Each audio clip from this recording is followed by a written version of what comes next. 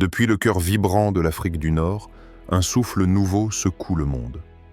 Tebboune, président de l'Algérie, a osé défier l'une des plus anciennes puissances mondiales, la France. Ce geste n'est pas un simple coup politique. Il est un signal clair, une onde profonde qui résonne bien au-delà des relations diplomatiques. Dans un monde où les équilibres fragiles sont souvent dictés par les intérêts, ce défi rappelle quelque chose d'essentiel. La dignité d'un peuple ne peut être piétinée sans réveiller une force ancienne et sacrée. Mais que signifie réellement ce défi? Est-ce que seulement une opposition politique? Ou bien un signe plus grand, plus mystérieux, à la croisée des chemins de l'histoire et de la foi? Certains croient que ces événements sont les prémices d'un temps prophétique, annonciateur de la venue du Mahdi, ce guide tant attendu qui restaurera la justice et la paix sur terre. La sagesse islamique nous apprend que l'histoire humaine n'est jamais un hasard. Chaque bouleversement, chaque lutte est un reflet des combats invisibles de l'âme humaine. Lorsque la vérité est bafouée et l'injustice triomphe, le cosmos lui-même semble se réveiller, envoyant des signes à ceux qui veulent bien les entendre. Tebboune, en défendant farouchement son pays, en refusant de plier devant les pressions, incarne ce courage qui annonce la fin d'un ancien cycle et l'aube d'un renouveau. Dans cette vidéo, nous allons plonger ensemble dans la profondeur de ce défi, explorer son sens spirituel, découvrir comment il s'inscrit dans la sagesse islamique et réfléchir à ce qu'il nous appelle à faire. Car au-delà des événements visibles, il y a un appel intérieur, une invitation à la vigilance, à la préparation, à la transformation. Imagine que ce défi n'est pas qu'un acte extérieur, mais un miroir tendu à ton propre cœur. Quel défi portes-tu? Comment réagis-tu face aux injustices, aux épreuves, aux souffrances qui jalonnent ta vie? Tebboune nous montre que la résistance juste et fondée sur la foi est une lumière dans l'obscurité. Et si ce défi était un signe, un message d'Allah pour toute la Oumma? Alors, prépare-toi à un voyage intérieur et extérieur. Prépare-toi à ouvrir les yeux et le cœur. Le temps est proche. Les signes se multiplient. Et il est temps, plus que jamais, de répondre à cet appel divin. 1. Le courage face à l'oppression. Une histoire intemporelle. Il y a longtemps, dans une vallée oubliée par le temps, entourée de montagnes au sommet embrumé, vivait un homme simple et humble. Sa maison était une modeste cabane en terre battue, sa vie dépouillée des fastes et richesses du monde. Mais au fond de son regard se lisait une flamme, celle d'une conviction silencieuse, d'une force intérieure qui dépassait de loin sa condition matérielle. Cet homme portait un message, non pas un discours éclatant ou des paroles creuses, mais une vérité gravée dans son cœur. La vraie puissance ne réside pas dans les armes ou les richesses, mais dans la foi, dans la capacité à tenir debout malgré les vents contraires. Il savait que le monde était gouverné par des puissances oppressantes, des tyrans dont le pouvoir semblait immense, écrasant tout espoir de liberté et de justice. Mais il ne recula jamais. Chaque jour, face à l'adversité, il se levait, parfois seul, parfois accompagné de quelques âmes courageuses. Il avançait avec patience et détermination, tenant haut la bannière de la justice. Son combat ne se faisait pas dans les cris ou la violence, mais dans la constance, la dignité et la confiance en celui qui guide les cœurs. Il incarnait ce courage qui ne dépend pas de l'approbation des foules, mais de la certitude que la vérité finit toujours par triompher. Ce récit n'est pas simplement une histoire d'un passé lointain. Il résonne aujourd'hui dans les montagnes d'Algérie, où un homme nommé Tebboune a décidé de relever un défi qui dépasse la simple politique. Tebboune, à sa manière, rejoint cette lignée des courageux qui ont su dire non face à l'oppression. Il défend sa terre, son peuple, sa dignité. Par ses paroles et ses actes, il rappelle que la justice ne se vend pas, Quel est un droit sacré inscrit dans l'âme de chaque croyant. Ce courage, pourtant, ne peut être réduit à un simple affrontement politique ou diplomatique. Il est bien plus profond, bien plus vaste. C'est un signe, un écho d'un temps prophétique où la justice divine descend sur la terre pour rétablir l'équilibre. Tebboune incarne ce feu intérieur, ce souffle d'espoir qui annonce qu'après les temps d'épreuve, le monde s'ouvre à une ère nouvelle. Mais qu'en est-il de nous, qui regardons de loin ces événements? Pouvons-nous percevoir cette flamme au-delà des conflits apparents? Sommes-nous capables de reconnaître dans ce courage la main invisible d'Allah qui guide l'histoire? Le défi lancé par Tebboune n'est-il pas une invitation pour chacun de nous à réveiller notre propre force intérieure? Dans cette histoire, il y a un appel profond, celui de ne jamais plier sous le poids de l'injustice, de garder la tête haute même lorsque tout semble perdu. Parce que la vraie puissance, celle qui triomphe à long terme, vient d'en haut, de celui qui est le maître des cœurs, le soutien des opprimés. Alors, face à ce monde troublé, face à ce défi courageux, demandons-nous, sommes-nous prêts à marcher sur les traces de ces hommes et femmes de foi, à incarner, à notre échelle, ce courage tranquille qui fait vaciller les puissances de l'injustice? Et surtout, sommes-nous attentifs à ces signes qui préparent la venue d'un temps où la vérité éclatera, où le Mahdi apparaîtra pour guider les âmes vers la lumière? 2. Le défi comme épreuve de l'âme, un voyage intérieur. Imagine ton cœur, cet organe vital qui bat sans cesse, le centre invisible de ton être. Ressens-le, écoute ce rythme qui ne faiblit jamais, ce battement qui témoigne de la vie. Mais la vie n'est pas toujours douce. Parfois, ce cœur est mis à l'épreuve. Parfois, il ressent la peur, ce poids lourd qui serre la poitrine. Parfois, il sent la colère bouillonner, cette flamme qui menace de tout consumer. Parfois, le doute s'installe, cette ombre furtive qui obscurcit la lumière de la foi. Ces moments d'épreuve, ces instants où tout semble vaciller, sont pourtant essentiels. C'est dans ces creux, ces failles, que l'âme révèle sa véritable nature. Car ce que nous appelons défi n'est pas un ennemi, mais un maître. Un maître qui, à travers la douleur et la difficulté, forge la force intérieure. Tebboune, en défiant une ancienne puissance, fait bien plus que poser un acte politique. Il nous invite, chacun d'entre nous, à plonger dans cette réflexion intime. Quels sont les défis que je dois affronter dans ma propre vie? Quelles sont ces batailles silencieuses que je mène, loin des regards, contre mes propres faiblesses, mes doutes, mes peurs? Peut-être est-ce la peur du rejet, de la solitude, ou la tentation de céder à l'injustice sous prétexte de confort. Peut-être est-ce cette résistance qui s'étiole face à un environnement hostile, ou ce poids du passé qui freine le pas vers le changement. Le courage dont Tebboune fait preuve est aussi un miroir tendu à notre âme. Où est ma résistance face à l'injustice?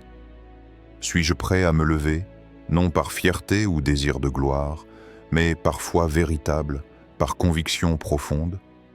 Ce soulèvement intérieur est celui qui prépare l'arrivée du guide, celui qui éclaire le chemin dans l'obscurité.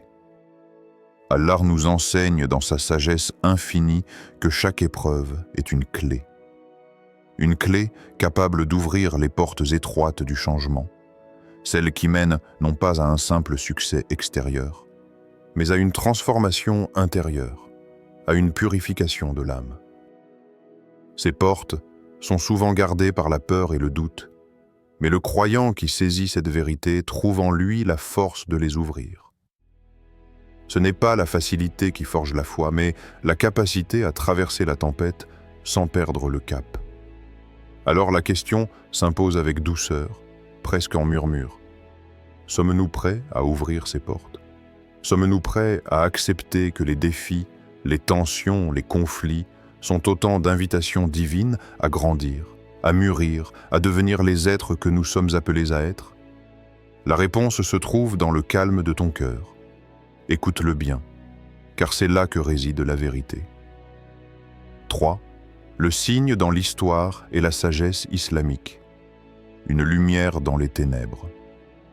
Dans les textes anciens, transmis de génération en génération, se trouvent des récits et des enseignements empreints de sagesse infinie.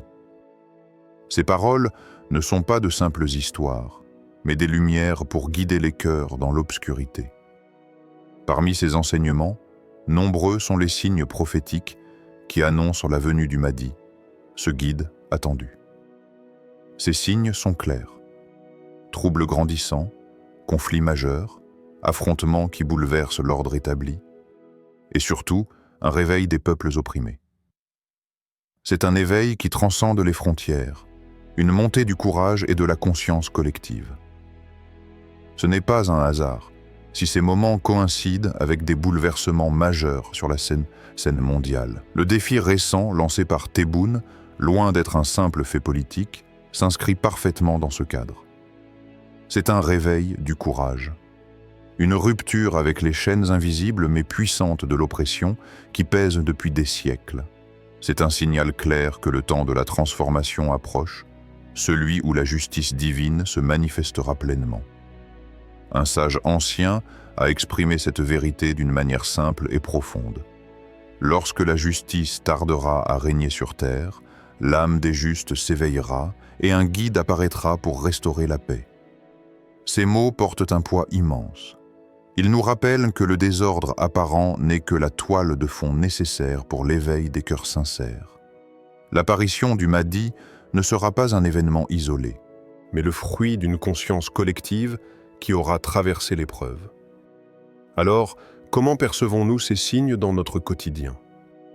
Sommes-nous assez attentifs pour ne pas les laisser glisser dans l'oubli? Ou choisissons-nous parfois de les ignorer par peur, par indifférence ou par lassitude? Le choix nous appartient. Nous pouvons nourrir notre foi de ces signes, les utiliser comme des phares qui éclairent notre chemin intérieur. Ou bien, nous pouvons détourner le regard, préférant le confort d'une vie où l'on refuse de voir les appels au changement. Le défi de Tebboune est aussi un défi pour chacun de nous. Oser regarder la réalité en face, oser reconnaître que nous vivons une époque charnière. Une époque où chaque action, chaque pensée, chaque prière peut participer à ce grand réveil. Dans cette sagesse se trouve une invitation, celle d'ouvrir les yeux, de préparer son cœur, de renforcer sa foi. Car le guide ne vient pas vers ceux qui dorment, mais vers ceux qui se tiennent prêts, éveillés et fermes dans leurs convictions. 4. Que faisons-nous face à ces signes? Une invitation à l'introspection.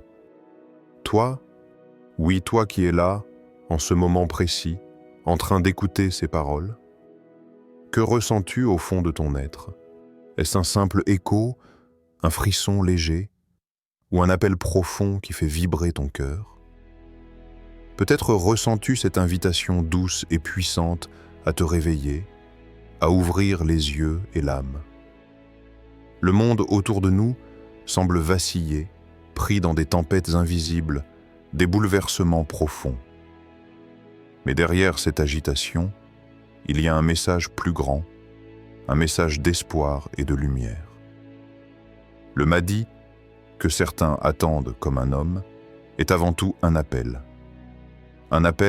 à la purification de nos cœurs, à la reconstruction de notre foi sur des bases solides, à l'action juste et sincère. Ne nous trompons pas. Il ne s'agit pas seulement d'attendre un signe extérieur, mais d'incarner ce signe en nous-mêmes. De devenir, chacun à notre mesure, des porteurs de lumière dans les ténèbres. Alors, je te demande, en toute sincérité, quel pas peux-tu faire aujourd'hui pour être prêt? Quel changement, même petit, peux-tu initier dans ta vie pour répondre à cet appel divin? Peut-être s'agit-il d'un acte simple, comme tendre la main à quelqu'un dans le besoin, ou d'un geste plus profond, comme pardonner une blessure ancienne qui te retient prisonnier. Peut-être est-ce la décision de renouer avec la prière, d'ouvrir le livre sacré, ou de prendre conscience de la richesse spirituelle qui sommeille en toi. Ce moment est une invitation à la transformation. Une transformation qui ne viendra pas de l'extérieur, mais de l'intérieur. C'est dans ce silence intérieur, dans cette paix retrouvée, que se prépare le temps du guide. Alors, écoute attentivement. Ton cœur. Il sait déjà ce qu'il doit faire. Laisse-le te guider, pas à pas, vers la lumière. Nous ne sommes pas seuls dans cette quête. La Oumma tout entière est appelée à se lever, à se purifier, à s'unir. Et chaque pas que tu fais aujourd'hui est un pas vers ce grand réveil. Nous voici arrivés au terme de ce voyage à travers les signes, les défis et les promesses. Tebboune, en défiant la France, ne fait pas que poser un acte politique. Il allume une étincelle dans l'histoire, une lumière qui éclaire un chemin difficile mais nécessaire vers la justice divine. Ce défi est un rappel que la liberté, la dignité et la foi ne peuvent être séparées. Mais ce défi est aussi un miroir qui nous invite à regarder notre propre cœur. Sommes-nous prêts à affronter les épreuves qui se dressent sur notre chemin? Sommes-nous prêts à nous lever avec courage, non pas pour la gloire ou la vanité, mais pour la foi sincère et la justice? Chaque signe, chaque bouleversement est une invitation à l'éveil spirituel. Il ne s'agit pas seulement d'attendre un guide extérieur, mais de devenir nous-mêmes des porteurs de lumière. La venue du Mahdi, ce guide béni, sera précédée par l'éveil de milliers, peut-être de millions d'âmes prêtes à incarner la vérité et la justice. Allah nous rappelle dans sa sagesse infinie que les portes du changement s'ouvrent à ceux qui ont le courage de se purifier, de se repentir et de renouveler leur engagement.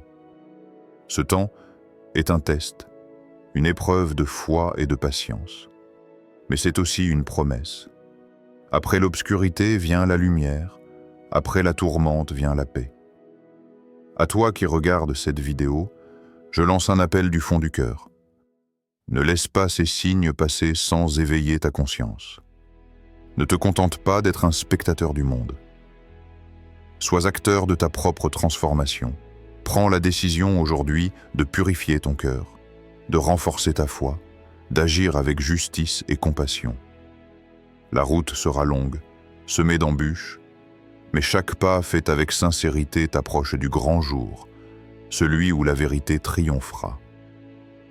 Tebboune est peut-être un messager de ce temps, un signe visible dans un monde qui cherche la lumière. Mais la vraie lumière réside dans nos cœurs et nos actions. Prions ensemble pour que cette lumière éclaire nos chemins, pour que la Oumma se réveille dans l'unité et la foi, et pour que le Mahdi vienne guider les justes vers un monde de paix et de justice. Ô Allah, purifie nos cœurs, éclaire nos esprits, fortifie notre foi.